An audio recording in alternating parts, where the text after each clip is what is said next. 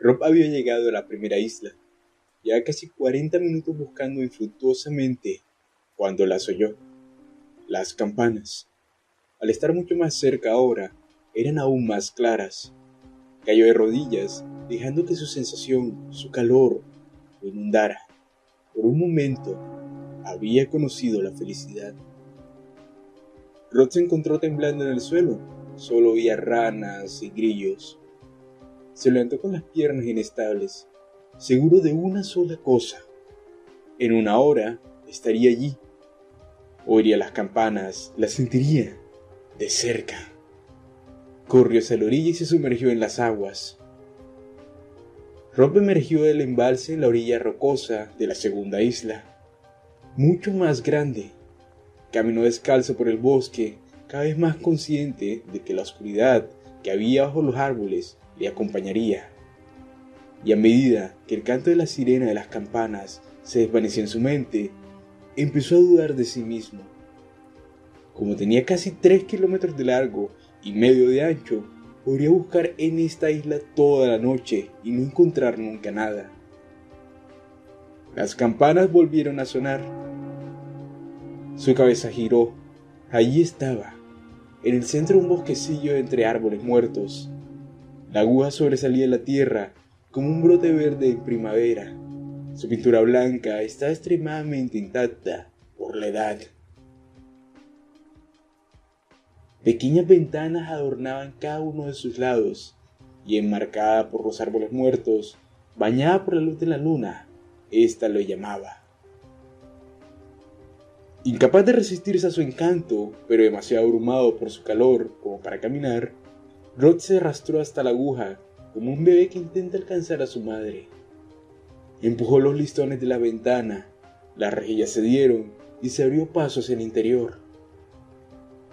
Rob aterrizó en lo alto de una escalera, mientras las campanas seguían sonando. Bajó su cuerpo tembloroso por esta, adentrándose cada vez más en la oscuridad envolvente del interior, hasta que se perdió una vez más en los sonidos etéreos y su calor radiante. En el silencio, los ojos de Rob se esforzaron en vano por ver. El aire era húmedo y negro como la tinta. Podía sentir la madera húmeda y podrida, presionada contra sus pantorrillas desnudas. Se sentía como si estuviera sentado, al estilo indio, dentro de la boca cerrada de alguien. Sintió las piernas rígidas cuando se puso de pie. Extendió las manos delante de él, tanteando el aire. Esperaba encontrar una pared, pero no lo hizo. Sus dedos extendidos retrocedieron ante la suave superficie que encontraron. ¿Qué era? Se estremeció al estirar las manos y la dejó caer una vez más sobre el objeto que le llegaba al pecho. Estaba envuelto en tela. Solo se extendía hasta las anchuras de sus hombros. La tela colgaba suelta sobre algo duro que sus manos no podían identificar. Varillas, taladros. Sus dedos palpadores recorrieron el borde exterior del objeto hasta que sintió algo que pudo identificar. Se congeló. Sus dedos estaban en la cuenca del ojo de un cráneo. El pulgar se apoyó en los dientes. Las campanas volvieron a sonar, aunque solo en el interior de Rob, mientras el ojo de su mente le mostraba la danza interminable. Se había sentado allí, en la oscuridad, con los ojos sin ver, para ver a la esposa del relojero, mientras la arrastraban en su puesto a través del guante giratorio de los autómatas de la Unión. La vio, viva y muerta. El rubor de la juventud, los gusanos de la decadencia, retorcerse y gritar y gemir mientras su cuerpo era atravesado por innumerables bayonetas. Vio su rostro mientras corría la interminable carrera. Rod se encogió y se arrugó, desplomándose en el suelo como un animal herido. Se revolvió y regañó para volver. Allí atrás, más atrás, hasta que chocó con la pared. E incluso no se detuvo, sino que empujó contra ella con todas sus fuerzas, con la esperanza de retroceder aún más. Sus extremidades agitadas dieron un paso, el primero de muchos. Con el poco control que tenía sobre su frenética mente, se dio cuenta de que le llevaría a la superficie, a un escape del pozo húmedo y la mujer del relojero. Rod se apresuró a subir las retorcidas escaleras a 4 patas como un perro y se abrió paso a través de la ventana, desplomándose en el suelo. El aire fresco se sentía extraño en sus pulmones, como si fuera la primera respiración de su vida. Tomó 2 aspiraciones más mientras permanecía tumbado en el suelo, antes de darse cuenta de que aunque no tenía idea de qué horas eran, no podía estar allí cuando sonaran las campanas otra vez. Simplemente corrió y nadó. No volvió a mirar atrás hasta que estuvo en el coche. Fletch puso su cara en las manos. No debería haberle dejado ir solo. ¿Así que le crees? Intenté decirlo en un tono más reconfortante posible, pero creo que me salió un poco acusador. Fletch dudó. Sí le creo. Tenía muchas más preguntas que hacer, pero Fletch parecía agotado y algo destrozado. Se había atragantado varias veces al relatar la historia de Rob, y la forma en que sus hombros estaban caídos me recordaban la forma en la que los padres de Rob habían mirado a este en el funeral de su hijo. Debería haberme ido con él, dijo sin mirarme. Lo dejé estar. Cuando salí a la casa de Fletch, se me erizaron todos los pelos del cuerpo, pero en ese momento, por mucho que lo deseara, aún no estaba preparado para aceptar la historia de la aguja en el bosque, o al menos no al pie de la letra. Cuando habíamos estudiado la caída de la casa Usher, en inglés, a principios de ese año, la señora Thor se habría preocupado de llamar nuestra atención sobre 2 de las referencias al opio de Poe y sobre cómo Roderick Usher mostraba síntomas de abstinencia. Explicó que los relatos de Poe incorporaban con frecuencia referencias tanto evidentes como sutiles a los tóxicos y alucinógenos, con el fin de aumentar la sensación fantasmagórica y ayudar a los lectores más escépticos a suspender su incredulidad. Yo sabía muy poco sobre la depresión y aún menos sobre los antidepresivos, pero en aquel momento no creí que estuviera más allá de la posibilidad de que el encuentro de Robert Keenan con la mujer del relojero tuviera más que ver con la aparición repentina de un episodio depresivo importante que con una mujer muerta. Pasé la noche leyendo sobre la depresión, los tricíclicos y los inhibidores de la MIA-O y la ERS-R. No había respuestas, solo un sinfín de posibilidades. No era raro que los episodios depresivos graves fueran acompañados de delirios o incluso alucinaciones. Los trastornos psicóticos eran a veces menos evidentes en pacientes cuyo problema de presentación era la depresión. Las alucinaciones eran los efectos secundarios poco frecuentes de los ESRS. Los inhibidores de la MIO podían provocar el síndrome de serotonina, que podía causar alucinaciones. Y eso era antes de entrar en las innumerables interacciones de los medicamentos que, sin saber exactamente lo que Rod había estado tomando, no podía ni siquiera empezar a trazar todo lo que pudo haber causado. Sabía que a la aterradora Kerry le encantaría escuchar hasta el último detalle que Fletch me había contado sobre la aguja en el bosque, pero el martes, por la mañana, no me apetecía localizarla. Quería hablar con Alina. El viaje a la escuela no había sido tan incómodo como lo había previsto. Fletch estaba más tranquilo que de costumbre y yo me contentaba con mirar por la ventana y soñar despierto con lo que le iba a contar a Lina. Me preguntaba qué pensaría ella sobre la historia de Fletch y si debía o no disimular mis propias dudas. También me pregunté si lloraría. Me avergüenza incluso todos estos años después admitirlo, pero una parte de mí esperaba que lo hiciera. Entonces tendría una excusa para abrazarla de nuevo. Podría ser confiable, reconfortante, material de novio. Era el tipo de fantasía que me marcaban como un macho beta, el típico hombre que incluso en sus propias ensoñaciones no podía pensar en una sola razón para merecer a la chica. Recorrí el pasillo de los estudiantes y la cafetería, pero no pude encontrar a Lina por ningún lado. Me enteré por De Luca que había avisado de que ese día estaba enferma. Me pasé todo el resto del día deprimido. Kerry y yo teníamos gimnasia a la 7ª hora, la última clase del día. Hacía demasiado frío para salir al campo, así que tuvimos que elegir entre 3 o 4 actividades del interior. Normalmente habría optado por el hockey sobre hierba, la única actividad de la clase de gimnasia que he disfrutado siempre, pero me sentía obligado a poner a Kerry al día de lo que había aprendido sobre Rob y la aguja, así que me uní a ella en el gimnasio auxiliar para jugar un poco de ping pong, un juego que no sabía que se le daba tan bien. O podría haber sucedido exactamente así, dijo Kerry, superándome por 3ª vez consecutiva. Me sorprendió que la aterradora Kerry no fuera tan escéptica como yo. Quiero decir, claro, Kerry creía absolutamente en los fantasmas y, por supuesto, yo lo deseaba desesperadamente, pero no éramos completamente crédulos con cada historia que escuchábamos. No nos gustaba pasear por cementerios y edificios antiguos sin ninguna razón. No buscábamos matar el tiempo. Lo hacíamos porque queríamos encontrar algo claro. Queríamos descorrer la cortina y vislumbrar la grandeza de la creación. Queríamos sentirnos pequeños en presencia del infinito y saber, y aunque solo fuera por un momento, que había algo más que comida, sexo y las pequeñas minucias de la interacción social. La cuestión era que aunque yo creía a Fletch, y creía que Fletch creía a Rob, no por ello creía en lo que estaba diciendo Rob. Era la diferencia entre mentir y estar equivocado.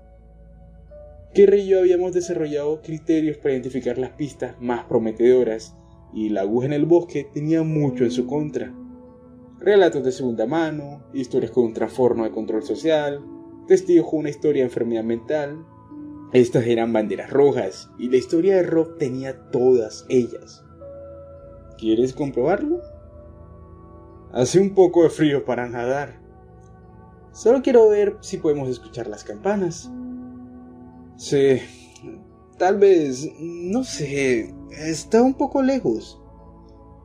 Por supuesto, había otra razón por la que era reacio a ir hasta el embalse de Quabin con la aterradora Kerry. Ella me miró como si la estuviera insultando. Había sido precisamente mi otra razón. Nuestra última expedición de caza de fantasmas había sido un desastre muy personal. Kerry era mayor para nuestro año.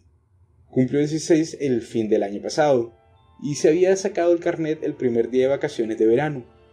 Era perfecto, salvo por una cosa: no tenía coche. Los padres de Kerry estaban divorciados y su padre se había trasladado a Nueva Jersey por un trabajo. Pagaba la pensión alimenticia y la manutención de los hijos todos estos meses, pero no era un hombre muy rico. La madre de Kerry nunca había ido a la universidad. Tenía que trabajar a tiempo completo en el mostrador de la carchutería de nuestro mercado base local para llegar a fin de mes, lo que significaba que la mayoría de los días tenía el coche. Pero por la noche, cuando la tienda estaba cerrada, Kerry tenía acceso a la ranchera más vieja y cutre del mundo. En su mayor parte, la nueva libertad de Kerry cambió muy poco su vida. Principalmente sus viajes consistían en recoger a los miembros de su pequeño grupo de amigos y llevarlos a casa de Dan Burger para ver anime y viejas películas de terror en su sótano. Solo salimos 2 veces ese verano. Ambas veces, la aterradora Kerry me recogió en lo que yo llamaba Ecto 1 y fuimos a cazar fantasmas. Nuestro primer viaje fue obviamente al cementerio de sangre. Así fue como descubrimos que la historia de Blood era una simple llamarada. Simplemente era un simple humo, algo que no servía para nada. Nos vestimos de negro, lo normal en el caso de Kerry, y llevamos linternas, papel encerado y lápices de colores.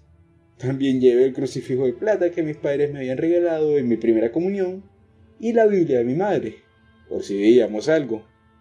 Fue divertido trepar por el viejo muro de piedra, escabullirnos por el cementerio con las linternas bajas, intentando no pisar la tumba de nadie. Incluso, después de ver que los años de muerte no estaban alineados, seguimos comprobando la curva en la que supuestamente el fantasma de la niña salía corriendo delante de los coches que pasaban. La curva ciega estaba, efectivamente, llena de rapes. También tenía, a unos 6 metros a distancia, una señal de cruce de cuervos. 2 o 3 semanas más tarde fuimos a una subasta benéfica en el centro recreativo y nos deslizamos por las escaleras hacia el ático. La escalera chirriaba bajo nuestros pies y aunque en el peor de los casos solo nos echarían del centro de recreo, nos aterraba la idea de que nos pillaran. El ático no había cambiado en los 7 años transcurridos de mi última visita. Un par de mesas de carga albergaban algunos cubos llenos de material para hacer manualidades, un par de archivadores se apoyaban en la pared del fondo, acumulando polvo, y lo más importante de todo, a pesar de ser junio, sigue habiendo zonas frías. Nos colocamos justo fuera de una de estas, introducimos un brazo y tratamos de definir el límite entre el aire caliente y el frío. Era difícil.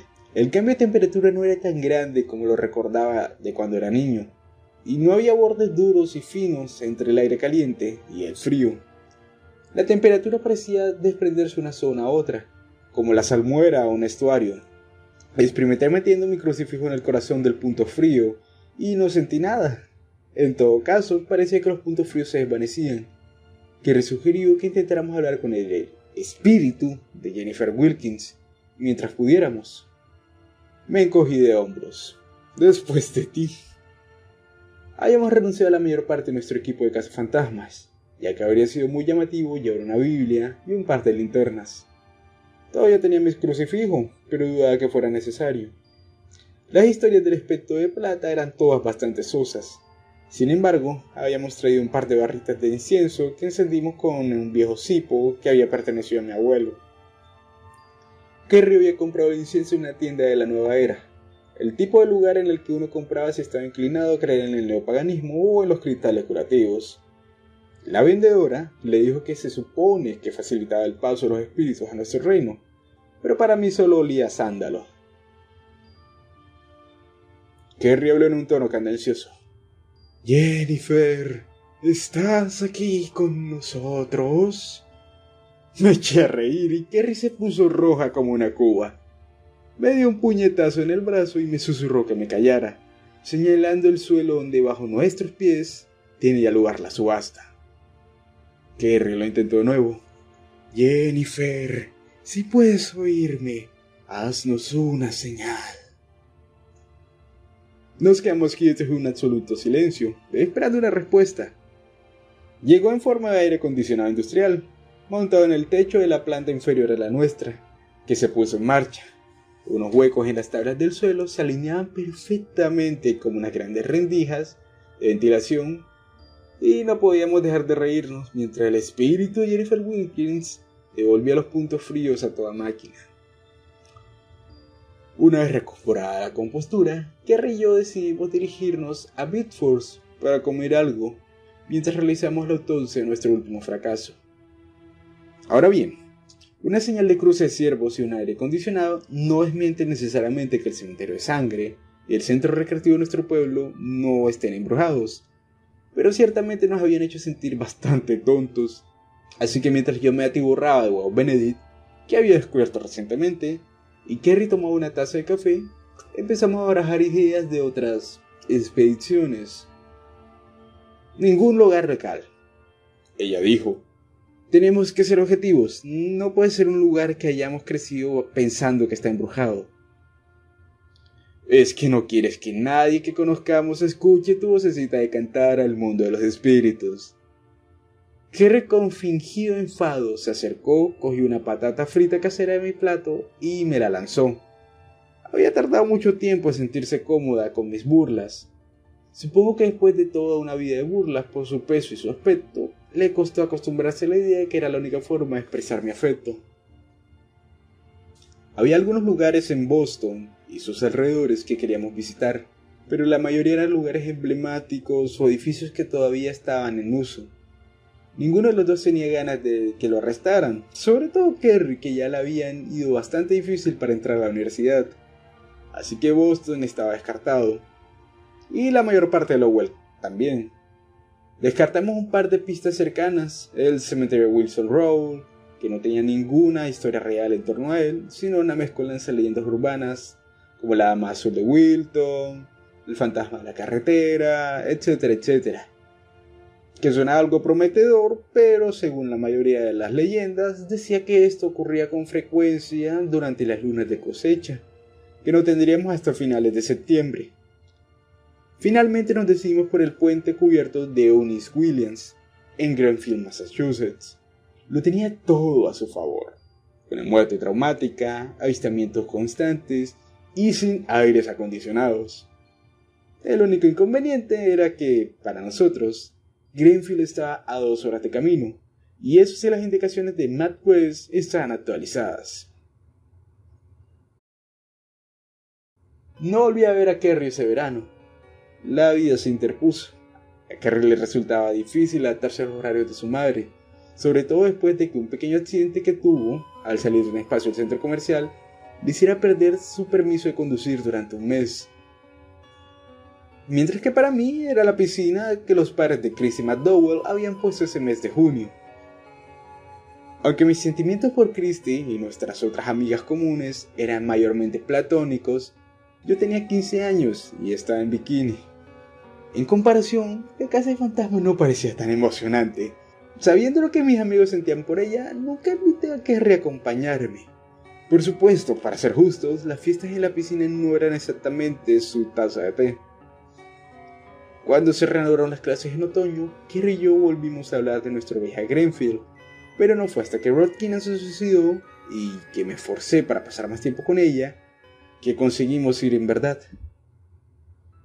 Kerry me recogió temprano un viernes por la noche, a mediados de noviembre. La señora Peterson había abierto la tienda esa mañana y cerraría al día siguiente, lo que significa que teníamos el Ecto 1 toda la noche.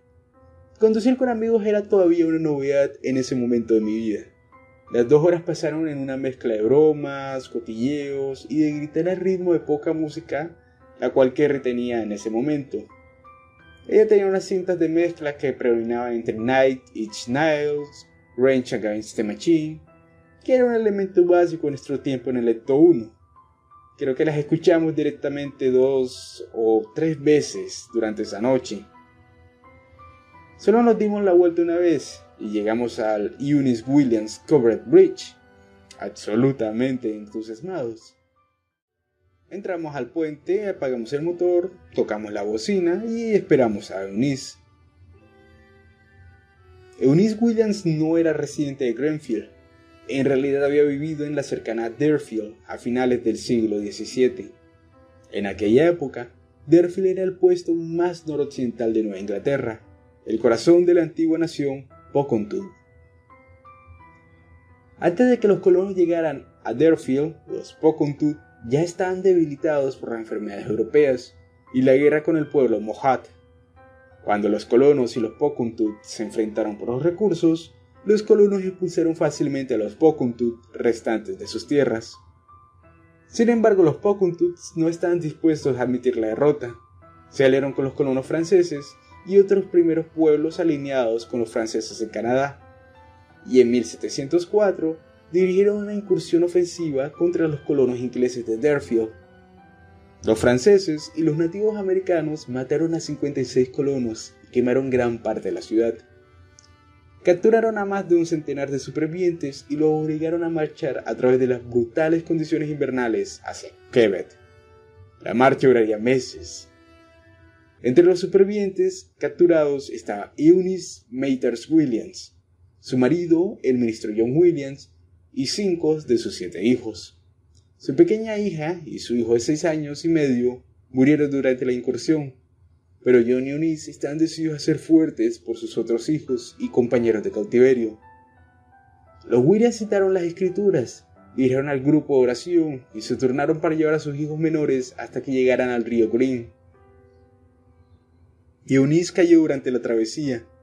A pesar de haber sobrevivido a su caída, un guerrero Pocahontas decidió que la exposición de Eunice al agua helada la había debilitado demasiado para continuar la marcha, por lo que la descuartizó delante de su marido y de los hijos que quedaban. La leyenda cuenta que Eunice aparece en el puente sobre las aguas, donde fue asesinada, preguntando a los mortales que encuentran allí noticias sobre sus hijos y su marido. Los lugareños dicen que se puede invocar simplemente apagando el motor y tocando el claxon. Estábamos sentados en el Ecto 1, con el motor apagado y sin calefacción, cuando se me ocurrió un pensamiento. ¿Por qué el fantasma de una mujer que murió un par de siglos antes de la invención del automóvil respondería a un bocinazo? Bueno, tal vez sea... ¡Maldita sea! Me reí mientras que encendía el coche para volverlo a calentar. ¿Y no podías haber pensado en esto antes de que condujéramos hasta aquí?, preguntó. Bueno, eso no significa que el puente no esté embrujado, solo que Eunice probablemente no sea una chica de coches. Esperamos un rato, luego salimos del coche y nos asomamos al puente de pie. Siempre me han gustado los puentes cubiertos, desde que vi los dibujos animados de Disney, como La leyenda de Sleepy Hollow cuando era niño. Y en este hay una pequeña ingeniosa placa que cuenta toda la historia de Eunice Williams.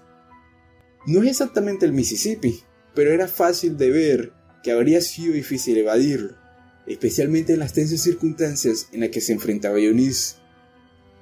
Salté algunos guijarros, una hazaña difícil en aguas rápidas, antes de que nos enfriáramos y decidiéramos volver al coche. Tal vez fue la perspectiva cada vez más probable de que otra de nuestras misiones fuera a resultar en un desperdicio, o tal vez fue la hora y el aire caliente de la calefacción que nos daba en la cara, que nos daba sueño. Pero fuera cual fuera la causa, nuestras energías se estaban agotando rápidamente y nuestra conversación se había vuelto seria. Bueno, seria para los estándares del instituto. ¿Crees que Kim Murray es guapa? Kim Murray era una de las amigas góticas de Kerry, y yo no pensaba que fuera guapa, pero eso me ponía en una situación precaria. Físicamente Kim tenía sus defectos, pero objetivamente hablando, era definitivamente más atractiva que Kerry.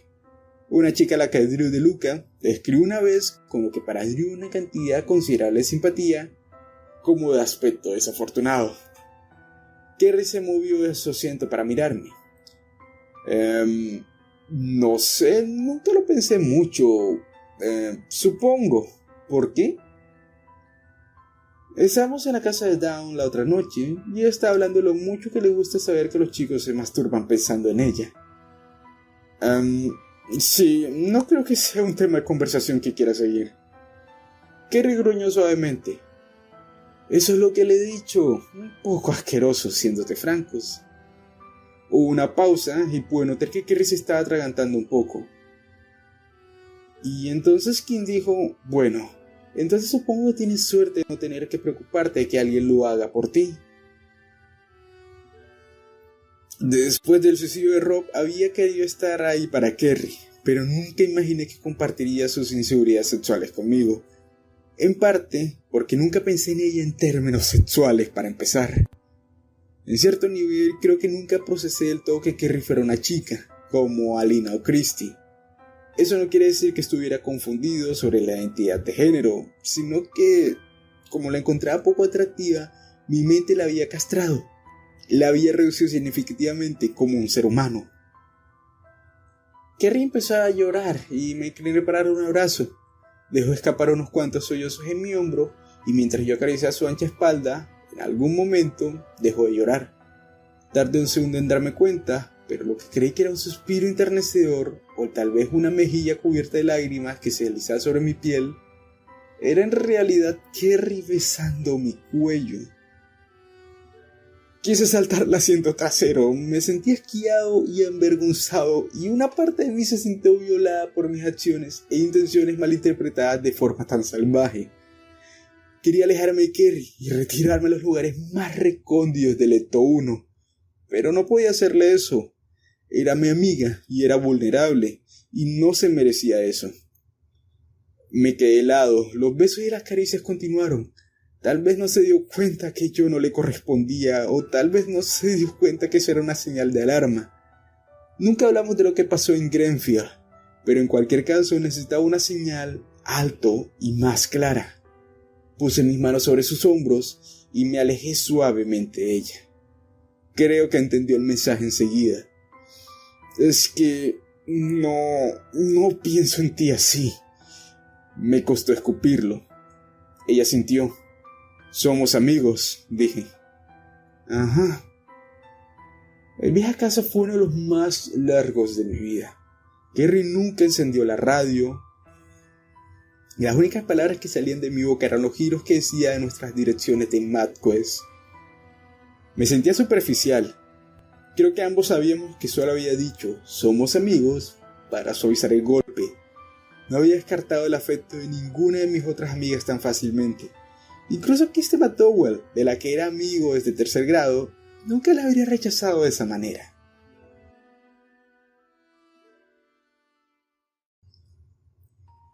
El lunes siguiente me propuse hablar con Kerry en clase como si no hubiera pasado nada. Ella me siguió el juego durante un rato, pero luego me pidió un poco de espacio. Francamente me sentí aliviado de dárselo. Solo le conté a un par de personas que la terror a Kerry me besó el cuello, algo que le pareció divertidísimo. No era el tipo más sensible del mundo. Christy fue un poco más comprensiva. Me recordó que tenía derecho a tener mis gustos. Alina no volvió a la escuela durante toda una semana después de nuestra última conversación. Le dijo a todos los que le preguntaron que había tenido gripe, pero más tarde me confesó que no podía soportar estar rodeada de gente. Demasiado ruido, demasiado abrumador, demasiados ojos mirándola. Necesitaba estar sola. No la vi en el almuerzo. Ese día, o realmente nunca más, tenía problemas para comer en la cafetería, así que sus padres habían dispuesto que comiera en el despacho de su orientador. Cuando me enteré, supe que era bueno para Lina, pero no pude evitar sentir que mis días serían un poco más lúgubres sin poder mirar a través de la cafetería y verla. Súper alborotado, esa sonrisa, si es que alguna vez volvía, y eso por no hablar de la maravilla que los años del atletismo y los cross country habían hecho en sus piernas. Finalmente la alcancé el viernes por la mañana. Estaba en su taquilla. Para reducir el tiempo que tenía que pasar atascada entre sus compañeros de clase, Alina había metido en su mochila todos los libros y carpetas que necesitaría hasta el almuerzo. Parecía un estudiante de primer año. «Hola, Alina». Ella no levantó la vista. «Ah, hola», murmuró. Me dejé caer al lado de donde estaba agachada y bajé la voz. Ella hablaba con Fletch. Alina se congeló. No sabría decir si estaba nerviosa o emocionada. Respiró profundamente un par de veces y se volvió hacia mí. «¿Lo has visto?» «Sí, básicamente decía lo mismo que el tuyo». Se desinfló, pero continué. Pero luego me contó lo que pasó. «¿Vas a estar en el almuerzo?» Ella se mordió el labio inferior mientras consideraba por un segundo. «No». «Oh, bueno, podríamos...» «¿Qué tienes a la última hora?» «Solo gimnasia». «¿Puedes faltar?» Nunca había faltado a una clase en vida. Absolutamente. Muchísimas gracias por ver este video. Les ha hablado Bishop y les desea muy buen día, quizás tarde o por si acaso noche.